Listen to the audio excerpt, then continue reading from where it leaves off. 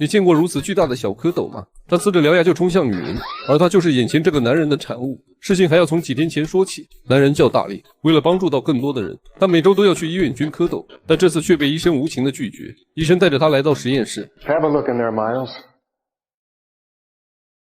Wow. 很不错是吧？但那是正常的蝌蚪，这边才是你的。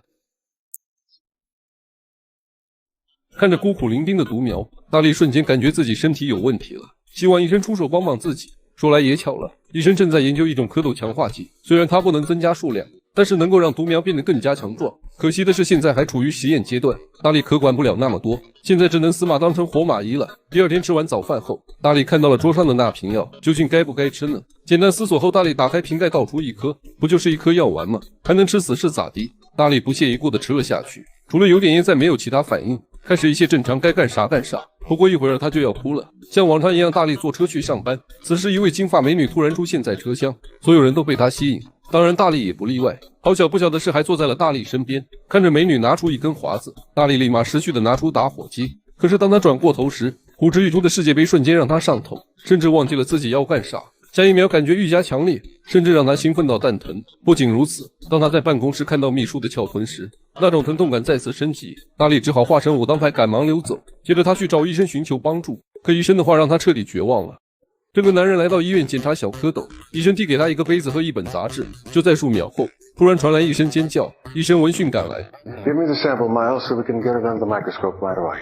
I don't think you're gonna need a microscope. 医生接过大力手里的杯子，看到杯子里那颗硕大的蝌蚪，吓得医生手一抖，蝌蚪掉在地上还不停地游动。幸亏医生眼疾手快，一脚下去，大蝌蚪变成了一滩白浆。医生告诉大力，千万不能再吃那瓶药了，不然蝌蚪还会成倍的增长。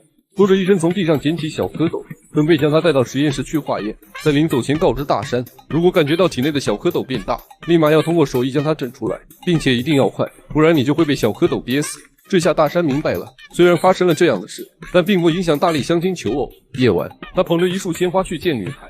大力满怀信心的敲门，开门的是位金发美女。大力直接看傻了眼，那种疼痛感再次袭来，他立马捂着裤裆连滚带爬进入厕所，然后打开羊圈门干起了活儿。门外的女孩听着声音以为他是个变态，打电话给介绍人痛骂一顿。数分钟后，大力终于释放了，一颗硕大的蝌蚪弹射而出，大力急忙上去抓它，可是因为体表光滑，大力几次都没能抓住它，以至于卫生间都快被他拆了。尝试数次后终于抓住，然后丢进马桶想要冲走，本以为这样就结束了，可是当美女进来后，蝌蚪再次变异增大，接着就呲嘴獠牙冲向了俩人。如此巨大的蝌蚪你见过吗？他呲嘴獠牙冲向了俩人。他虽然不知道自己是从哪来的，但他知道自己要去哪里。他一路瞄着美女就冲了过去，眼看就要进天了，幸亏大力将他拉了出来，然后拽着尾巴扔出窗外。本以为走了就没啥大事了，但这只蝌蚪生命力极强，离开身体不仅没死，还在街上到处咬人。先是瞄准了一条小狗，瞬间就将它消化。主人为了找它钻进林子，结果下一秒也被消化掉。街边的流浪汉也成了他的腹中餐。就这样，蝌蚪一路吃人，很快就从蝌蚪变身贪吃蛇。他在城市里肆意破坏，几乎一天吃掉一座城市，就连军方都不是他的对手，各种武器都没有用。军长问这个蝌蚪想要干啥，医生说大概是想找个泡泡合体，可世界上哪里有那么大的泡泡？危急时刻，大力想到一个，那就是米国的自由女神，这是唯一一个足够大的女性。在官方的诱导下，巨型蝌蚪果真来了。看到自由女神，瞬间笑得合不拢嘴，甚至还在脑海里想出一些刺激的画面，结果忍不住的就冲了上去。自由女神受到了凌辱，无异于美国受到了侮辱。将军下令放出导弹轰炸，在爆炸瞬间，整个国家都沐浴在了蝌蚪的液体中，那叫一个酸爽。